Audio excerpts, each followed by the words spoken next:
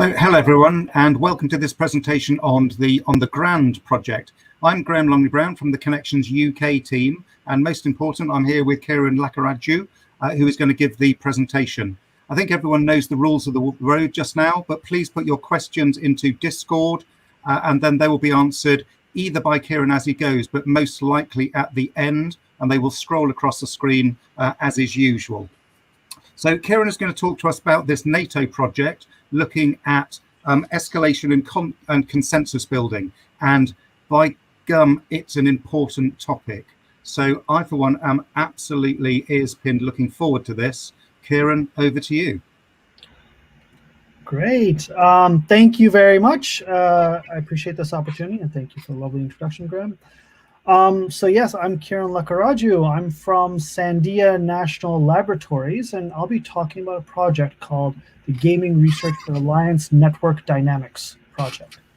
So this is a project in collaboration with NATO ACT and our partners there, Simon Purton and Wayne Buck, and a pretty large team over here at Sandia National Labs as well. So this work really is part of a program of activities that we're doing at Sandia, the program for experimental wargaming. And this follows on with some of the work that we've been doing over the last couple years on experimental wargaming.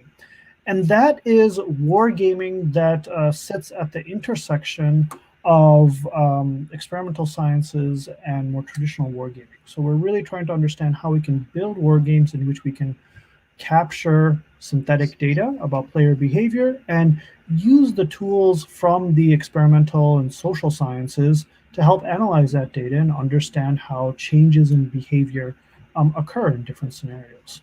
And wargaming is a extremely interesting and rich area in which we can learn a lot, and we're trying to form some of those, we're trying to set up some of that methodology within this project and the broader program here at Sandia. So for today, I'm going to be talking more specifically about this particular project funded through NATO ACT, as I said. So let me start by... So consensus processes are a significant part of NATO decision-making. I hope I don't have to belabor the point that NATO is a pretty critical institution that has been operating for many decades. It is a very important part of the fabric of national security, global security. So within NATO, the fact of the process of consensus is very critical. So consensus, and let me take a step back, all NATO decisions are made by consensus, and that is consensus across the member countries within NATO. And there's no voting regarding decisions. There's instead consultations between members, and we have the NATO Secretary General to facilitate consensus making. So this is a very critical and important part of how NATO makes decisions. It is all about making sure that that everyone does not disagree on a particular decision that is made within NATO. And so this factor, coming to consensus, is of course a very important part of the decision process, and something that is very important to the working of NATO. In order to facilitate that, our collaborators, Simon and Wayne, have talked about the 3 Ps within decision-making at NATO. So one is prediction, having an understanding of the potential consequences of a decision. So understanding the ramifications, both to other decisions and in a broader context, is important when you're making and considering a potential decision. Secondly is pertinent data. So how do you get information relevant to the decision under examination? So how do you get the right data at the right resolution with enough of that data, and data in a way that you can actually understand it and analyze it in the appropriate time in order to help make this decision? And clearly, these aren't necessarily mutually exclusive. Obviously, understanding the potential consequences of a decision can be impacted by having pertinent data about the decision. These are useful ways of distinguishing key concepts. So we need prediction and pertinent data. And thirdly is practice. Being able to have familiarity and experience with the type of decision being made. This is very important as while there are many decision aids and ways of making decisions, really you can gain a lot of benefit by being in that hot seat as it is, making the decisions and thinking through all the other factors that go into those decisions being made. So the 3 Ps, prediction, pertinent data, and practice. Our focus has been on that third P, practice. How do we help NATO staff get familiarity and experience with the type of decision being made in a situation in which it can be a situation in which there's a crisis, simulated crisis occurring, but in a practice perspective. And so that was a critical goal. Or the goal of this project was to develop a tool that can support NATO decision makers and allow them to practice consensus building in crisis-like conditions. We want to give that opportunity to them. And this also, it would be useful if the tool could facilitate small and frequent group interaction. So there are many great war games that take place within NATO that are large, or exercises rather, such as a crisis management exercise. And these are fantastic opportunities to really practice decision making. What we're looking for here is another tool that can help in support of those larger exercises as well, but to have more smaller and more frequent group interaction. That way you can practice in the run-up to these bigger, larger scale exercises. So the 2 goals that help us understand this practice part of the 3 Ps. So to help address that, we formed the Gaming Research for Alliance Network Dynamics GRAND project. My team has a great ability to make up fantastic nicknames, so or acronyms. So I am in awe of that. So this is the GRAND project that we're talking about. So as part of the GRAND project, the experimental wargame that we're developing is called Ascent. So Ascent is going to be designed as a short, let's say less than 2 hours, unclassified online game. So the reason for this, what we wanted to do is to support frequent interaction by players and frequent participation within the game. We felt that an online game would provide that ability. By allowing players to play from their home locations without needing to travel, it allows them to participate at more frequently, reduces the budget costs of having to have folks get together, and it eases the burden of actually participating. It's not as high of a gate to go and participate. You can actually just participate from your home. Of course, as we have seen over the last year and a half or so, online games and other online methods will have some of the drawbacks too, such as you're not there in person, so it might be less likely that you'll commit to the full game. And to somewhat mitigate that, that's why we also have a shortened version. So a 2-hour version is pretty short, and we hope that we hit a right balance where people can participate and enjoy it. It should be an unclassified game, partly because it's online, so that helps with that.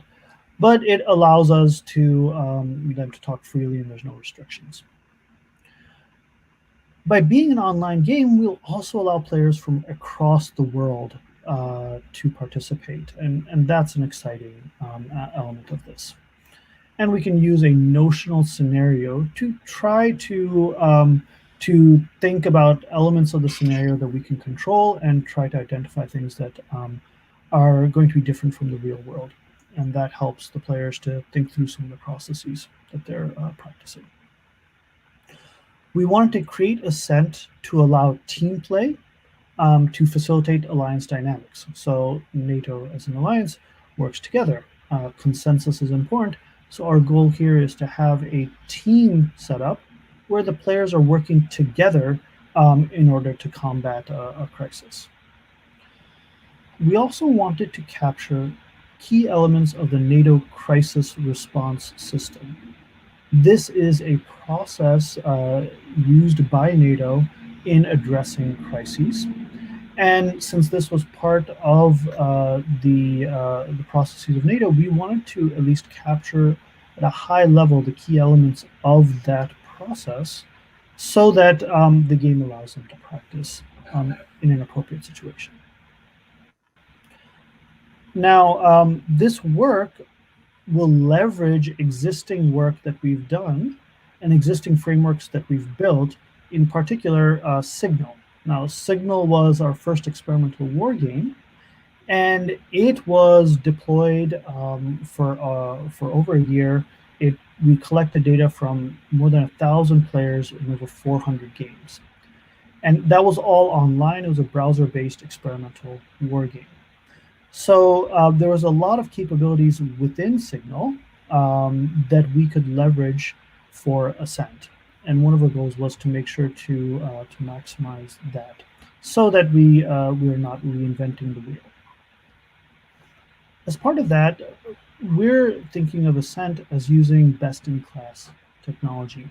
So the Unity 3D game engine is a common and very powerful game engine that can be used to create very rich and detailed worlds. Here we're using it to simulate a board game.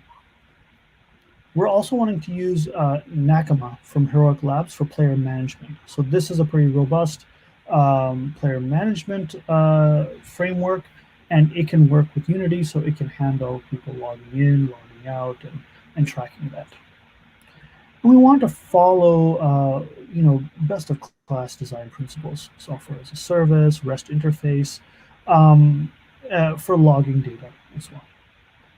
Now, the benefit of creating an online game and thinking about from the experimental point of view, from our experimental wargaming point of view, is that we're also naturally thinking about how we can collect data from the game and analytical questions that we can ask about the behavior of players as they play the game.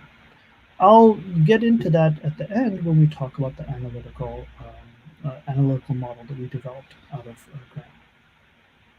I'll point out that we started this project and we have developed a concept of Ascent, and we're in the process of implementing it.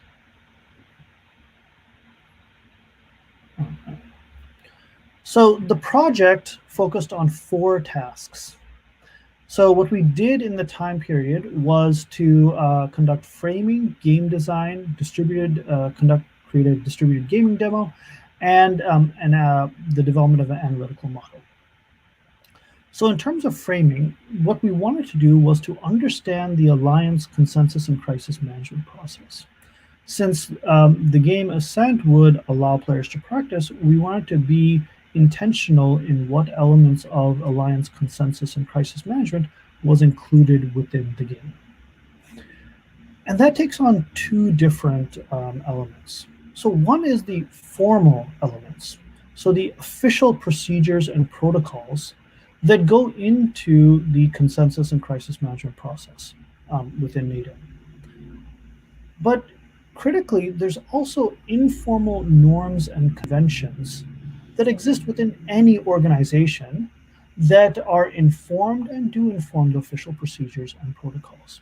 So it is important to be able to capture some of those within our game. Otherwise, we might model just the official procedures and protocols, and it might still have some dissonance to how things actually work in practice. So to facilitate that, we wanted to make sure to capture both the formal and informal aspects of consensus and crisis management processes. Secondly, we wanted to do a game design. So we developed a board game prototype version of Ascent that does incorporate consensus-making dynamics and the ability to collect data on crisis on-ramps and off-ramps. Now, this was the initial stages of this project. So what we did was we wanted to prototype a game. At the time of this project, we were still in lockdown from the pandemic, and we could not actually come together to prototype a game. So we had to tackle the problem of how we can get a geographically dispersed set of folks together virtually so that we can test and prototype this game. And as we all know from developing war games, there's a lot of back and forth. There's a lot of iteration that goes on as you develop these rules and you make sure it's balanced and it's hitting the things that you want it to hit. So we developed a tool to help us do that, and I'll talk about that a bit. So and that's actually a distributed gaming demo. So we developed a tool to facilitate that process. Finally, we developed an analytical model that captures some of the dynamics of crisis on-ramps and off-ramps, how crises escalate to conflict and how crises could de-escalate. And so that analytical model will guide the type of data that we collect from the game, as well as how we're going to analyze the data afterward. So let me summarize a little bit of the institutional design of NATO. That will help give a better understanding of the factors that we brought into Ascent. So NATO HQ, which exists in Brussels, Belgium, can be divided into a couple different areas. And note that I'm speaking from my perspective. I'm sure that anyone well-versed in NATO or working in NATO can provide a deeper perspective and much more of the history around this. So NATO can be roughly divided into two parts, the North Atlantic Council and the Military Committee. So the North Atlantic Council, or the NAC, as it's usually called, contains the Secretary General and the permanent representatives from the different from the countries represented within NATO. The international staff, of which the Secretary General is part of, supports the North Atlantic Council. And there's the Office of the Secretary General and the international staff divisions underneath that support the Secretary General. So within the NAC, the permanent representatives are at NATO HQ, but the national delegations are folks from the different countries that support the permanent representatives. So these are deputy ambassadors, defense counselors, things like that. And then we have national guidance. So national guidance influences the national delegations, and then the national delegations influence the workings of the permanent representatives within the North Atlantic Council. So the North Atlantic Council provides political decisions. Military advice is provided by the Military Committee, which has a chairperson and the military representative. So the Military Committee exists somewhat separately of the NAC. They, of course, work tightly together. The International Military Staff supports the Military Committee, and that's composed of the Director General and the IMS-IS Joint Office. To conduct the interaction between the international staff and the international military staff. And then underneath the Military Committee, you have different branches. So there's Allied Command Operations, and then you also have Allied Command Transformation. And these are different sub-branches within NATO that provide different types of support.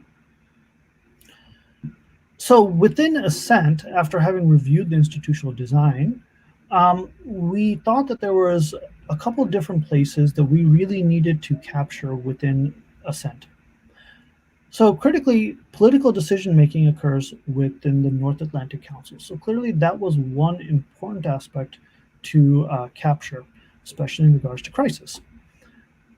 The Military Committee, as they decide and provide military advice on options, is another important aspect to capture.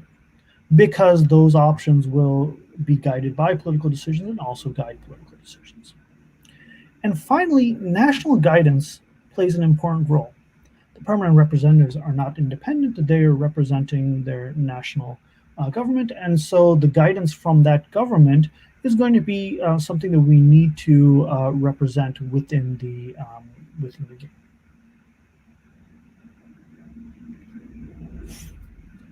The NATO crisis management process is a process that's been set up within NATO, has several steps, and it's evaluated as a crisis progresses. And it's also, the early stages are often seen and looked at even when there's no crisis, looking for indications and warnings.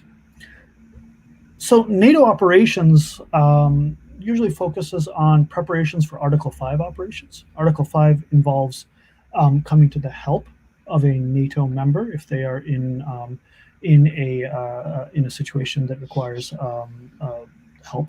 So it is basically to provide a NATO ally with support if they're the victim of an armed attack. Article 5 has only been invoked once, and that was after 9/11 in support of the U.S. So, but in preparation to any Article 5 operations, there's different types of military options that are being prepared and pursued. Then there's Article 5 operations that they're preparing for, and then Article 4 operations, consultations between NATO allies, are another thing that NATO prepares for, as well as non-Article 5 operations, things that aren't at the behest of a NATO ally being a victim, but rather other things that NATO is doing. So these operations inform and leverage the crisis management process. And it starts with identifying indications and warnings of potential crises. And you have the international staff providing input, and the NAC deciding whether to advance or not along the crisis management process. Then you have the assessment of the crisis situation, which takes place at the NAC. Then you go to the development of response options. And here you get the input from MILCOM, Military Command, decides if they should advance or not within the crisis response process. You go to the planning stage, where you can plan for the response. And then from there, you can go to execution. And then finally, you can evaluate and see if you can return to stability.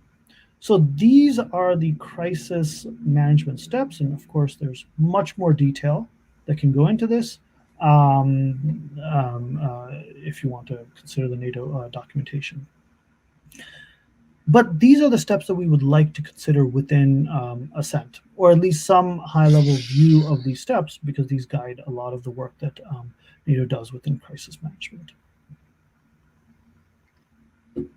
So, all right. So there's one part that I want to focus on just a little bit, and that's the consensus process. As I mentioned at the very top, consensus is a critical and very important part of NATO. All decisions are made by consensus. And in most cases, in the committees and subcommittees that exist, consensus occurs by submitting a proposal. Maybe a delegation will submit a proposal, and then it'll be discussed, and then the chairperson of the committee can make a decision whether, if there's no disagreements to that, they can decide that they've come to a consensus, in the sense that no one has lodged a disagreement with that proposal.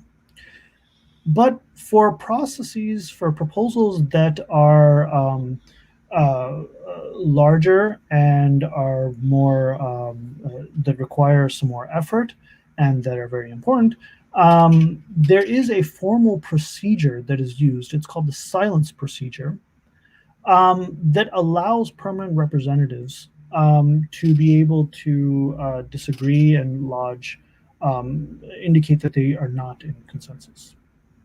So let me go over the silence procedure. So the proposal is introduced, say by a permanent representative or secretary general or a subsidiary committee, to the NAC.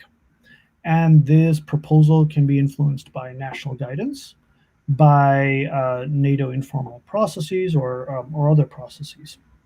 but the proposal has been discussed, and it comes up to the NAC. So in the case of this proposal, which, as I said, was more important, was larger scale, might require more resources, the Secretary General sets a deadline for response. So they're able to say, look, we're going to come to, we need to identify a time period for this, so here's a deadline for responses. By the time that deadline arrives, if no one submits a formal objection, then there's no objection, the policy moves forward. However, there's a process by which a permanent representative can submit a formal objection. And this is hidden. The Secretary General knows it, but the other allies on the NAC do not know who submitted that, unless they, of course, reveal that. So this hidden objection, which is called breaking silence,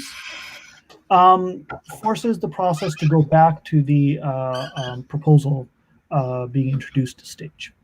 This is a very important process. It allows for permanent representatives and national delegations to formally object to a proposal in a hidden manner, and allows for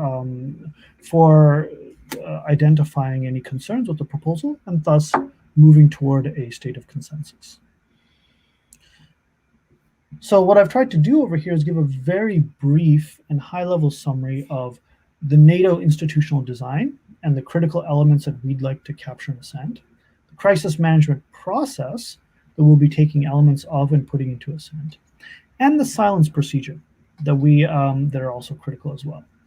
And the red boxes here indicate places within the silence procedure that we would like to capture within Ascent.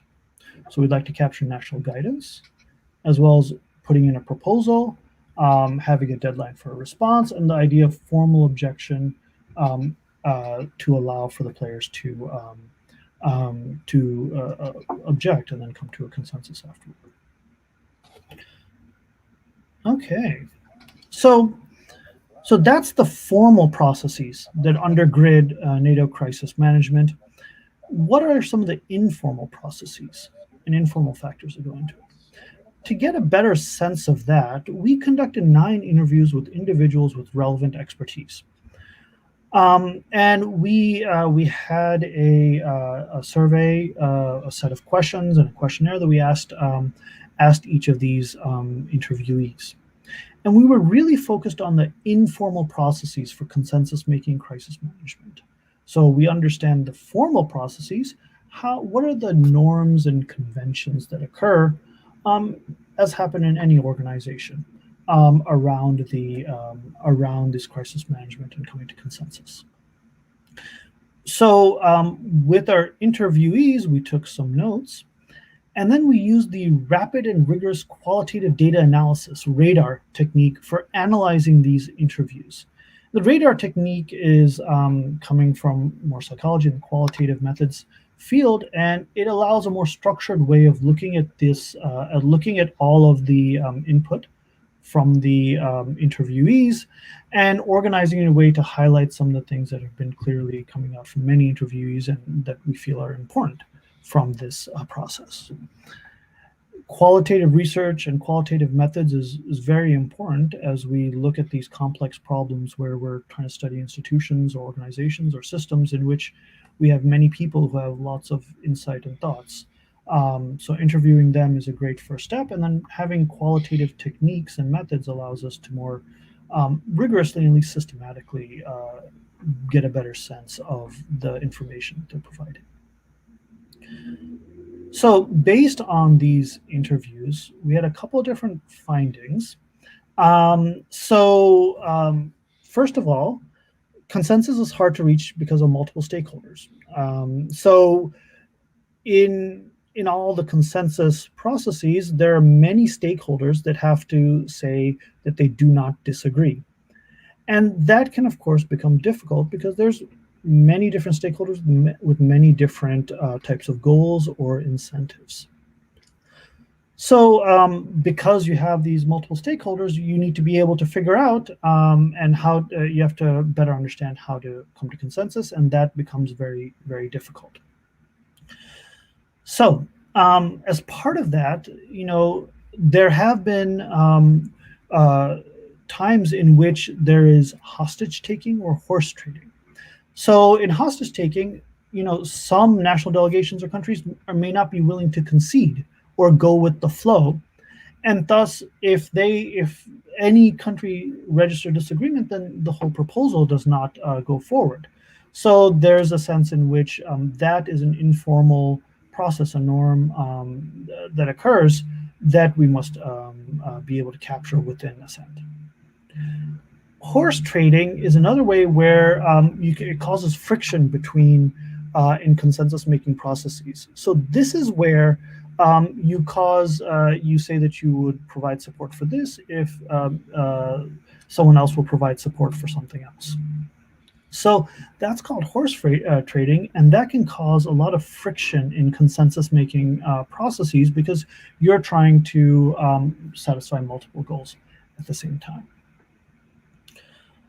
Secondly, time constraints can increase during crises, and so that has a lot of different effects. So in some ways, it actually reduces the likelihood of coming to consensus because you have a lot of time constraints, but you also have the ability that it could have the increased likelihood of individual states acting by themselves.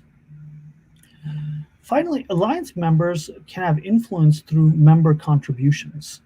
So alliance members can actually contribute to the processes of NATO and and how things are going through member contributions such as staff and information sharing. So these are some of the highlights that we got from from our interviews and the informal processes that we talked about with members of the folks that we interviewed. All right. So let's dig into Ascent and what it's about. So in Ascent, we developed the prototype of the game. We have a version that plays within our testing tool, but it's not built out as an online game to collect data just yet. So we built Ascent as a 4-player game, but there's very few constraints to increasing the player number. We have a red player that's the antagonist. So it's not controlled by any other player, but it's an antagonist player. And players have 3 different resources. So they have military resources, which represent all types of military assets. We have economic resources, which represent money and other goods. And then we have intelligence resources, represents gathered intelligence by individual countries. And players play the role of a permanent rep, but of their country, but kind of broadly just representing their country there. So players have 2 goals here. They have a collective goal to resolve an alliance crisis. So for instance, a border incursion. Here's some framing language. Despite warning, red troops exercising on the border of yellow have repeatedly crossed into yellow territory. Right? So a crisis like that. You'll note that, we're keeping it abstract, red and yellow country, and we're keeping the crisis at a high level. Our goal is not to represent at a very detailed level the kind of military movements, but rather to elaborate on a crisis. And then there's individual constraints that can reflect national interests. So we have each player might have individual things that they need to satisfy. So they need to make sure that their military force is at a certain level, for instance. So the game, as we've set it up, is in what we call the Pegasus board framework. So it is a kind of like a tabletop game simulator. So you can control different pieces on the board, and we've created cards and whatnot. So in this situation, we have a map, yellow, red, and green, and purple, as you can see in the background. And crises are represented by cards. So there's a border incursion. Despite warnings, red troops exercise on the border of yellow have repeatedly crossed into yellow territory. So in this case, that player is this is a crisis that occurs for all the players. So to resolve the crisis, players allocate their resources to a particular response. So they can take their military, intelligence, or economic tokens and allocate it to a particular response. And so the different response options require different amounts of resources. So response option 1 might be a military option. So it might require 5 military resources, 2 intelligence, and 3 any. And response 2 might be a diplomatic option. So 2 military, 3 economic, 3 intelligence, 2 any. So these response options require a certain amount of resources to be exercised. And those number of resources cannot be satisfied by any individual alliance member. So what you need to do is to have consensus on the response option.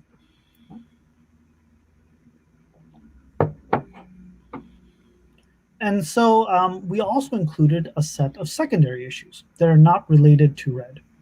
So for instance, each country might have a issue about, or there might be an issue called the World's Fair, right? So NATO is going to team up to host a World's Fair, or another type of smaller crisis, extremist political material of unknown origin, so internal national conflict, find where it originates. So the individual constraints of the players might be tied to these secondary issues, and they might have different strengths, right? So a country, say yellow, might be very focused on having a World Fair in their country, whereas another country might be more focused on the rise of agitprop. So what this does is it provides a collective goal for all the players to resolve the crisis, but also provides secondary goals that are individual to the players. And that provides the backdrop by which the players have to come to consensus and decide on how to allocate their resources. So this is how the game looks when you're playing it. Each player has many resources, resource tokens over here, and they have their individual, some of their individual constraints, and you have crises occurring here. Now, this was our prototype tool. So this was intended for prototyping and having players and having the team kind of get a better sense of how this works, to balance the rules and whatnot. And as I said at the beginning, we're at the stage of prototyping. So we have the rules, and we've done some work and have some looked at some of the balancing things. But our next steps, our next stages would be to actually really play this through, make sure it's balanced, and get it to a game that we can actually start to play with a larger audience and collect some data. So speaking of collecting data, this game is intended to help practice and understand crisis on-ramps and off-ramps. And in that process, we can actually collect data about the different, on how crises escalate or de-escalate, or what the group comes to a consensus on, whether they want to escalate or de-escalate. So in the game, we had 4 players, and we had a red player who is an antagonist, but that is not controlled by any of the players. That is a non-player character. So the red just brings in crises. So what we're trying to do then is understand how all the players will come to a consensus representing NATO. So what the type of question that we can get, the type of data that we can get, and the questions we can answer revolve around how the players can come together and whether they decide on an escalatory option or de-escalatory option. Since we control the crises and the set of responses that they have, we can provide a set that includes both escalatory and de-escalatory options, and we can see what players choose in different scenarios. And as a way of understanding and developing an analytical model for crises, we started looking at different models for crisis on-ramps and off-ramps, how crises can escalate or de-escalate. Now, there's been a lot of work on how things can escalate, but it's often going from no conflict to conflict or to nuclear conflict. So what we really want to do is have a little bit more of a thought out process that goes through some of the layers and levels of crises. And our team looked at some work by Khan, his book on escalation, metaphors, and scenarios. And within that book, he proposes a escalation model with 44 rungs of escalation. So with names like rung 26, demonstration attack on zone of interior, or rung 44, spasm or insensate war. So this work was focused on bilateral conflict and escalation scenarios between nuclear armed states that define the Cold War. Still, the first 12 rungs provide a nice set of stages of escalation. And we combine some of the Khan work with some other work by Schneider and Deasy. So within this model, what we're trying to articulate is how a conflict can go from conflict behavior here, and through political, economic, diplomatic gestures, solemn and formal declarations, hardening positions, these can be viewed as escalating on the rungs of crises. And you can see that there's de-escalation points too. You can go up these rungs and you can de-escalate. Now, if you were to, by looking at that and thinking through from this point of view, and collecting data about the types of decisions players make within Ascent, we can start to address some research questions, such as under what conditions is consensus easier or more difficult to achieve? Or under what conditions do crises escalate more or less? So this analytical model helps us to get to that point. So thank you for your time.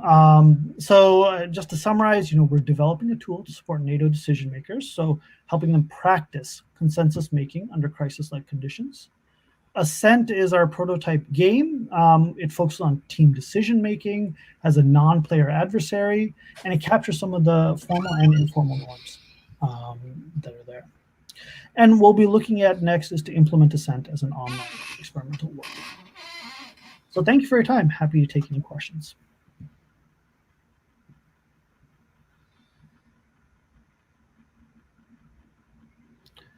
All right, thank you. So have you been able to attract senior politicians and military officers to play? If not, does this matter, and how do you mitigate the potential lack of senior perspectives? We have not played this with broadly. It has been played within our team so far. We would, of course, love the opportunity to have senior politicians and military officers to play Ascent. I think it does matter because these are folks that are going to be playing and making these decisions within NATO. How do we mitigate the potential lack of senior perspective? I think that's a really great question. I think that's more broader than just here in this game, but in many games, you may not be able to get the senior politicians and military officers who make the big decisions to play the game. And I think what you can do is have the players play and have them relate what they think that they can do best, and try your best to generalize from there. So thank you. If we consider additional players, 5 or more, might this create a more interesting dynamic? Absolutely. We would love to have additional players. We were constrained a little bit because we wanted to make it a short game. We wanted to make it less than 2 hours. So adding more players would potentially increase the time requirements for it. And thus we were kind of hesitant about that. We would love as many players as we can get in here that satisfies the time constraint. It's probably better if we had fewer players, but had players that played more often, more frequently. Thanks. NATO has launched the audacious wargaming project. Is NATO hoping to reinvigorate wargaming in the organization? While reinvigorating, what should NATO pursue, and how might your project help? I'm not going to talk for NATO. I'm from Sandia, so I can't speak to that, but I can say that I hope that our project helps to make wargaming occur more frequently within the staff of NATO, and I think that's really important for helping understand how to make consensus or how to build consensus. So I think that there's kind of a difference between the experimental wargaming and wargaming to understand a situation, where practice lies there. Where we're not teaching. What we're trying to do is just give an environment in which the players can practice some skills. And I hope that our project can help articulate that area within the spectrum of uses of wargames.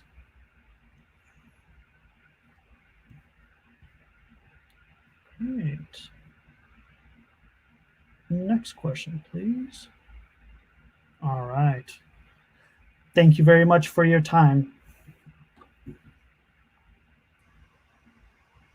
Right. Kieran, that was fantastic. I just love it. I mean, what you're talking to there is just so important. And I love the notion of taking a board game and developing it. So much so that could we please talk offline to see if you want to come and develop or test or play the game at Connections UK in September 14th, 16th. Ours is a safe to fail environment where if you want to do any developmental work or just get really good people to come and play the game, then I think that is absolutely what you've just described is absolutely spot on. So that's an invitation. You'll find a note to that effect in the chat on Discord, but that just shows how good I think that was. So thank you so much. That was just fantastic. Thank you very much indeed. Thank you. We'll definitely talk offline. Brilliant job. All right. Take care. Bye.